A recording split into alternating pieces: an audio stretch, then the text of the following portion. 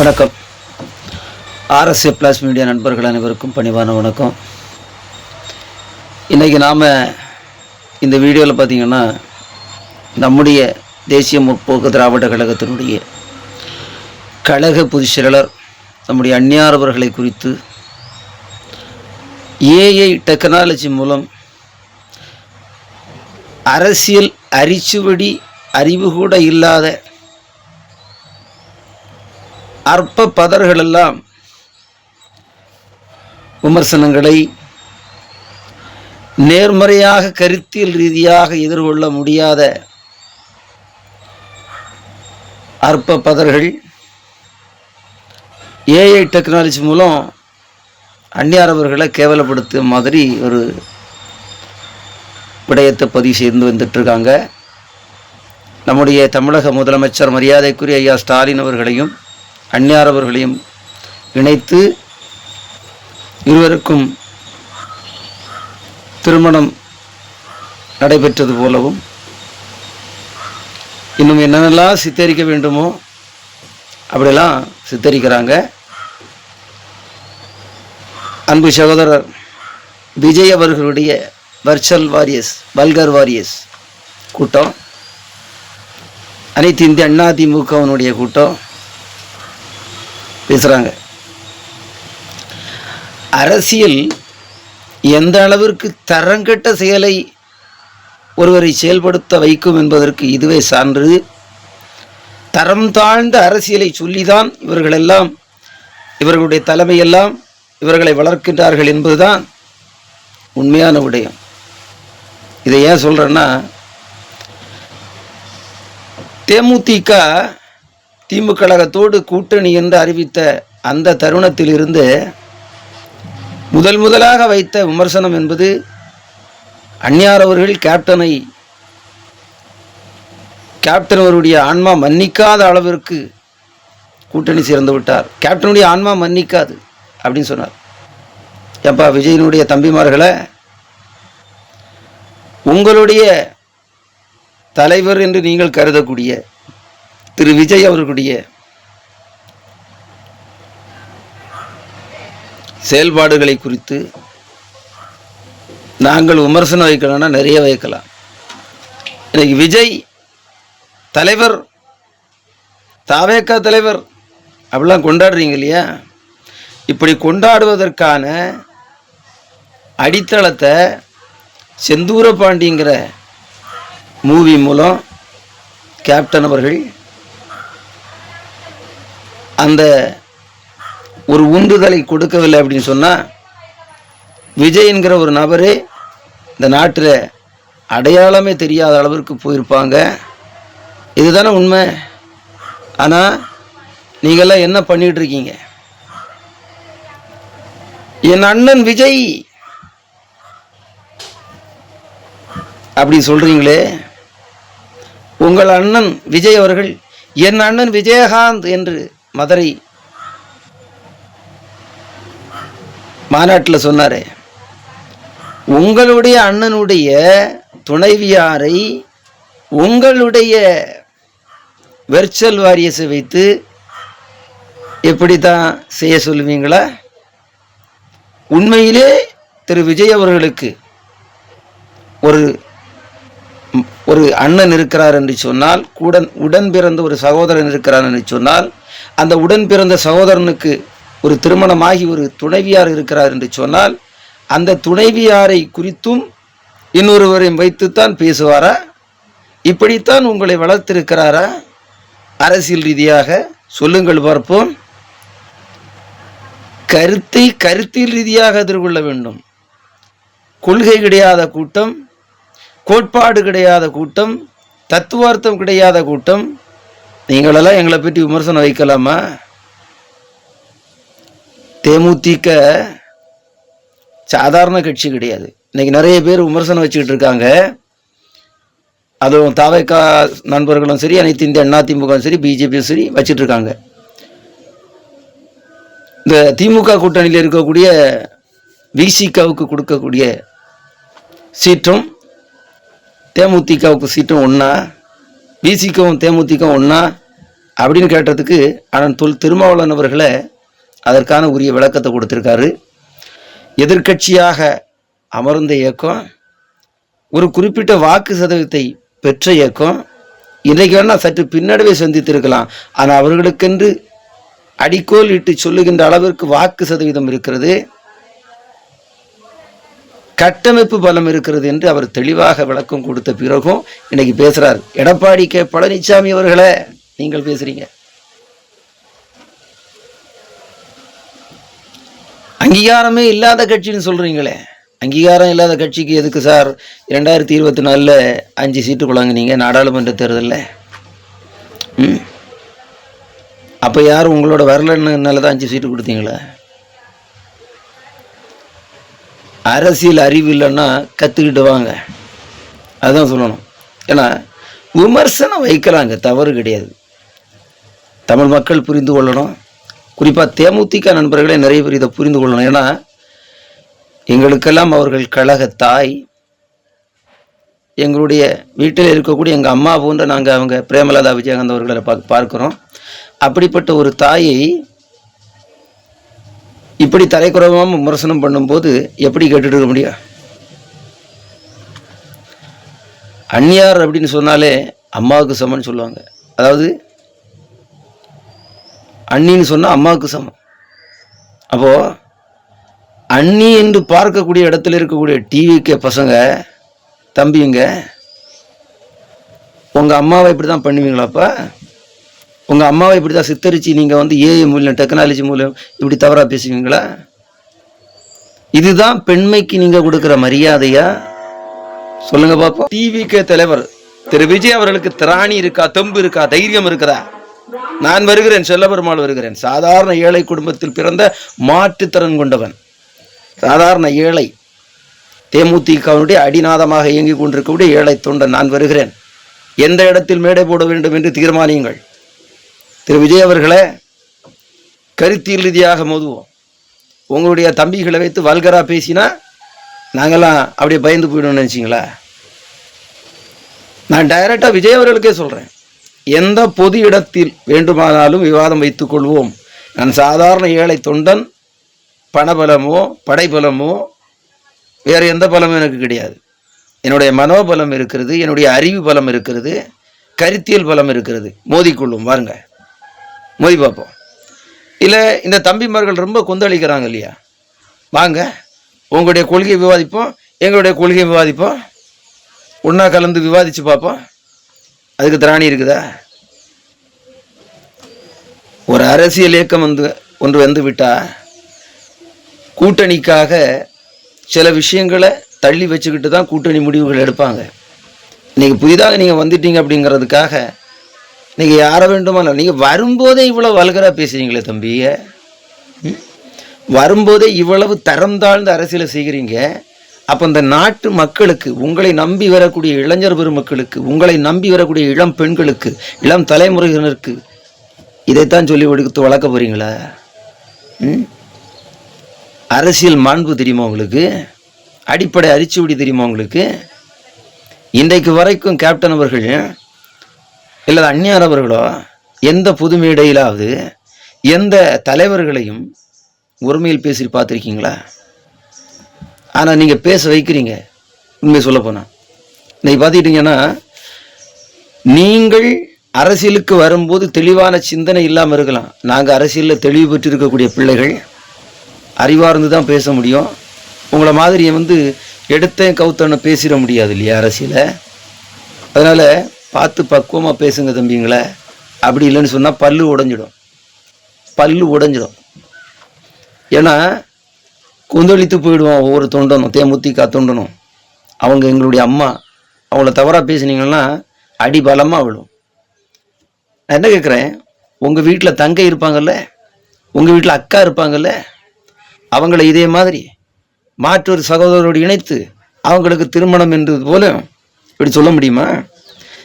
நீங்கள் இப்படி அரசியலில் நீங்கள் இப்படி கூட விமர்சனம் வச்சுக்கலாம். தேமுதிக திமுக கல்யாணம் செஞ்சுட்டு நீ கூட சொல்லிட்டு போகலாம், அது அரசியல் ரீதியாக வைக்கக்கூடிய விமர்சனம் எடுத்துகிட்டு போயிடலாம். ஆனால் தனிப்பட்ட ஒரு திமுகவினுடைய தலைவரும் தற்போதைய முதலமைச்சருமான மரியாதைக்குரிய ஸ்டாலின் ஐயா அவர்களையும் அந்நியார் அவர்களையும் குறித்து அவர்கள் 2 பேரும் திருமணம் செய்த மாதிரி நீங்கள் அப்படி பேசினீங்கன்னா இதிலிருந்து தெரிகிறது உங்கள் தரம் என்னன்னு. இதெல்லாம் மக்கள் பார்த்துக்கிட்டு இருக்காங்க தம்பி, புரிந்து கொள்வாங்க. சரிங்களா? அதாவது காலம் எல்லோருக்கும் பாடத்தை கற்றுக் கொடுக்கும். தற்பொழுது தான் மரியாதைக்குரிய சூப்பர் ஸ்டார் ரஜினிகாந்த் அவர்கள் உங்களுடைய ஆதவர்ஜனா அவர்களுக்கு பதில் கொடுத்தார். அது உங்களுக்கு தான் தம்பி. ஏன் இதை சொல்லணும்னா, இப்படியெல்லாம் பேசுறது அரசியலில் இப்படி பேசினா நீங்கள் வெற்றி கொள்ளலாம் அப்படின்னு நினைக்கிறீங்களா? நேற்றைக்கு பார்த்தேன், குரந்தன்கோடு என்று சொல்லக்கூடிய வளாகத்தில் உங்களுடைய டிவிகே பாய்ஸ் 4 பேர் நின்றுட்டு இருந்தாங்க. நான் ஒரு விடயமாக அங்கே சென்று இருந்தேன். யாருமே இல்லைப்பா, 4 பேர். சரிங்களா? ரொம்ப பேசாதீங்க தம்பிமார்களை. வாயடத்தி போகக்கூடிய அளவுக்கு விமர்சனங்களை நாங்கள் வைப்போம். ஏன்னா உங்கள் வீட்லேயும் மனைவி இருக்காங்க, மக்கள் குழந்தைகள் இருக்காங்க, அக்கா தங்கைன்னு இருக்காங்க. அவங்களெல்லாம் அரசியலில் வளர்ந்து விட்டால் இப்படி தான் பேசுவீங்களா? தேமுதிக மீது கொள்கை ரீதியாக விமர்சனம் வை, நான் பதில் கொடுக்குறேன். இல்லை எங்கள் அந்நியார் பதில் கொடுப்பாங்க, இல்லை எங்களுடைய மேல்மட்ட நிர்வாகிகள் பதில் கொடுப்பாங்க. அதுக்கெல்லாம் உனக்கு திராணி இருக்குதா? சரி, ரொம்ப பேசுகிறல்ல. இந்த நாட்டில் எத்தனை துறை இருக்குதுன்னு உனக்கு தெரியுமா? இந்த துறை ரீதியாக இதுவரைக்கும் என்னென்ன நடவடிக்கைகள் மரியாதைக்குரிய முதலமைச்சர் எடுத்திருக்கிறான்னு உங்களுக்கு தெரியுமா? என்னென்ன பிரச்சனையை சால்வ் பண்ணியிருக்காங்கன்னு தெரியுமா? முதலமைச்சர் அங்கீகாரங்கிறது போன உடனே டிக்கெட் போட்டு அப்படியே போய் உட்கார விஷயம்னு நினச்சிங்களா தம்பிங்களா? அது உழைக்கணும்ப்பா, மக்களை சந்திக்கணும். இது வரைக்கும் உங்களுடைய விஜய், உங்கள் விஜய் உங்கள் விஜய் உங்கள் விஜய் உயிரென வரவா பேசுகிறீங்கள, அதே விஜய் உங்கள் விஜய் உங்கள் விஜய் உயிரென ஒவ்வொரு வீட்டிற்கும் ஒவ்வொரு அடிநாதமாக இருக்கக்கூடிய ஏழை மக்களுடைய அடிப்படை பிரச்சனை என்னன்னு பேச சொல்லுங்க. இஸ்லாமியர்களுக்கு நாங்கள் தான் பாதுகாப்பு, ரம்லான் நோன்புக்கு நாங்கள் தான் முன்னோடி, எங்களுடைய விஜய்னு சொல்கிறீங்க இல்லையா? திருப்பரங்குன்றம் பிரச்சனையில் ஏன் சார் வாய் திறக்கல உங்கள் தம்பி, உங்கள் அண்ணன் விஜய் அவர்கள்? மத ரீதியாகவோ ஜாதிய ரீதியாகவோ பிரச்சனைகள் வரும்போதெல்லாம் ஓடி ஒளிந்து கொள்றீங்க. உங்கள் கூட்டத்திலே நடைபெறுகின்ற பிரச்சனைக்கு ஓடி ஒளிந்து கொள்றீங்க. நீங்கள் எப்படி கருத்தியல் ரீதியாக எங்களை விமர்சனம் வைக்க முடியும்? கருத்தே இல்லாத நீங்கள் கருத்தியல் ரீதியாக உயர்ந்திருக்கக்கூடிய தேமுதிகவும் தாவேகவும் ஒன்றா பாலபாடம் போய் கற்றுக்கொண்டு இருக்கக்கூடிய நீங்கள் எங்களை குறித்து விமர்சனம் பண்ணுறதுக்கு, எங்கள் அந்நியார் அவர்களை குறித்து விமர்சனம் பண்ணுறதுக்கு உங்களுக்கு என்ன தகுதி இருக்குது? வாழ்க்கையில் தன்னை உயர்த்தி விட்ட யாரையாவது விஜய் அவர்கள் மதித்திருக்காரா? யாரையாவது ஒருத்தரை சொல்லுங்க, மதித்திருக்காரா? கட்டின மனைவியே மரியாதை இல்லாமல் பேசுகிறாருங்க. தனி நோம்பர் விமர்சனம் நான் சொல்கிறதுக்காக சொல்லலை. அது எதுக்கு சொல்கிறேன்னா, அவர் சொன்னதை வச்சு தான் சொல்கிறேன். ஒரு மகளிர் தினத்திற்கு ஒட்டி ஒரு பொதுக்கூட்டம் நடைபெறுறது, உங்களுடைய துணைவியாருக்கும் உங்களுக்கும் 1000 பிரச்சனைகள் இருக்கலாம். அது உங்கள் வீட்டில் பேசணுங்க, பொது மேடையில். அது எனக்கு அவ்வளோ ஒர்த்து இல்லை. உங்கள் மனைவி உங்களுக்கு ஒர்த்து இல்லை அப்படின்னு சொன்னால், நீங்கள் வாழ்ந்த 26 அல்லது 30 ஆண்டு கால வாழ்க்கை பொய்யான வாழ்க்கைங்க. அன்றைக்கு சந்தோஷமாக இருக்கும்போது ரொம்ப சிரிச்சிட்டு இருந்தீங்களே, இன்னைக்கு வேண்டான்னு சொல்கிறீங்களே உங்கள் மனைவி மக்களெல்லாம். எதுக்கு? அரசியலுக்காக வென்று விட்டேன்னு சொன்னியா? சரி, உங்கள் மனைவி வேண்டாங்க, இன்னொரு நடிகையோடு நீங்கள் வெளியே வரும்போது அதை எல்லோரும் தவறாக பேசும்போது அதுக்கான எந்த கருத்தியலாவது நீங்கள் தெரிவிச்சிருக்கீங்களா? சரி, உங்கள் பாணியிலே நான் சொல்கிறேன், அது எனக்கு ஒரு விஷயமே இல்லை, நான் நண்பனாக தான் பழகுனேன்னா அதை நீங்கள் ஸ்டேட்மெண்ட்டாக சொல்லுங்கள். நான் நட்போடு யாரோடு வேண்டுமானால் பழகுவேன், என்னுடைய துணைவியாருக்கும் எனக்கும் பல பிரச்சனைகள் இருந்தாலும் அது இன்னும் நான் சரி செய்து கொள்வேன். என்னுடைய தொண்டர்கள் நீங்கள் யாரும் பேச வேண்டாம் சொல்லியிருக்கலாமே. அதான் சொல்லுவேன் இல்லையா, தலைவன் எவ்வளியோ தொண்டனும் அவ்வளியே. அதுதான் இன்னைக்கு நீங்கள் பண்ணிட்டு இருக்கக்கூடிய விஷயம். ஏன்னா இப்படிப்பட்ட ஒரு தரைக்குறமான விமர்சனத்தை அந்நியார் மீது வைக்கும்போது இதெல்லாம் அதான் சொல்கிறேன் இல்லையா, ஒரு அரசியல் தலைவர்னா எப்படி இருக்குன்னு முதல்ல பார்க்கணும். அந்த நாட்டு நடப்பு என்னன்னு தெரியுமா விஜய்க்கு? சொல்லுங்கள். குறிப்பாக உங்கள் இயக்கத்தில் இருக்கக்கூடிய உங்கள் ஆதவ அர்ஜுனா, உங்களுடைய புஷியானந்தவர்களெல்லாம் பல்வேறு கோடிகளை பெற்றுக்கொண்டு மாவட்ட செயலர் போஸ்ட் கொடுப்பதும் சீட்டு கொடுப்பதுக்கும் பேசிட்டு இருக்காங்க. அதுவே விஜய்க்கு தெரியலையே. இதிலிருந்து எங்கே இந்த சொந்த கட்சியில் நடக்கக்கூடியதே விஜய் தெரிந்து கொள்ளாதவர் இந்த நாட்டு மக்களுடைய பிரச்சனைகளை பற்றி எப்படி தெரிந்து கொள்ள முடியும்? சொந்த கட்சியில் இருக்கக்கூடிய வல்கர் வாரியர்ஸ், வர்ச்சுவல் வாரியர்ஸ்ன்னு சொல்லக்கூடாது, வல்கர் வாரியர்ஸ் இந்த நாட்டினுடைய எத்தனையோ பெண்மணிகள் மாற்று கட்சியில் இருக்கிறாங்க. திமுகவில் இருக்கலாம், அதிமுகவில் இருக்கலாம், பிஜேபியில் இருக்கலாம், காங்கிரஸில் இருக்கலாம், என்ன கட்சியில் வேண்டுமாலாம் இருந்துட்டு போட்டோம். அவங்களும் ஒரு பெண் சகோதரி தானே. மரியாதை கொடுத்து மரியாதையோடு உங்களுடைய விமர்சனத்தை வைக்கலாமே. ஏன் வல்கரா பேசினா தான் விமர்சனம்னு பேரா? இதைத்தான் சொல்லி கொடுத்து வளர்க்குறாங்களா உங்களை? ஆட்சி அதிகாரத்துக்கு வருவதற்கு முன்பதாகவே இவ்வளோ வல்கரா பேசுறீங்கன்னா இந்த நாட்டினுடைய ஆட்சி அதிகாரத்தை நீங்கள் கைப்பற்றிட்டீங்கன்னு சொன்னால் இந்த நாட்டில் பெண்கள் நடமாட முடியுமா? உங்களுக்கு எதிராக பேச முடியுமா? பெண்கள் பெண் சுதந்திரம் பேசக்கூடிய, பெண் அடிமை பேசுகின்ற பெரியாருடைய கொள்கையை உள்வாங்கக்கூடிய நீங்கள் பெண்களுக்கு எதிராகவே பேசுகின்றீர்களே. அதுவும் உங்களை வளர்த்து விட்ட, உங்களுக்கு அடையாளம் தந்த கேப்டனுடைய துணைவியார் அவர்களையே உங்களுடைய தம்பிமாரை வைத்து தவறான விமர்சனம், ஒருமையில் விமர்சனம். எங்களுடைய அந்நியார் அவர்களுடைய பாத சுவடில் இருக்கக்கூடிய ஒரு தூசிக்கு கூட விலை பெறுவாரா உங்களுடைய விஜய்? நான் அதை சொல்லுவேன். ஏன் சொல்றேன்னா, கேப்டன் அவர்களுடைய சொத்துக்களில் 90 விழுக்காடு சொத்துக்களை இந்த மக்களுக்காக விட்டு தரும் போது அதையெல்லாம் நீங்கள் சம்பாத்தியம் செய்தவை, நீங்கள் யாருக்கு வேண்டுமானாலும் கொடுக்கலாம், அதற்கு முழு உரிமை உங்களுக்கு இருக்கிறது என்று மக்களுக்கு கொடுக்கின்ற எதையும் கேள்வி கேட்காமல் அப்படியே பணி செய்வதற்கு, தொடர்வதற்கு அந்த வாய்ப்பை வழங்கினாரே ஒரு துணைவியாராக இருந்து.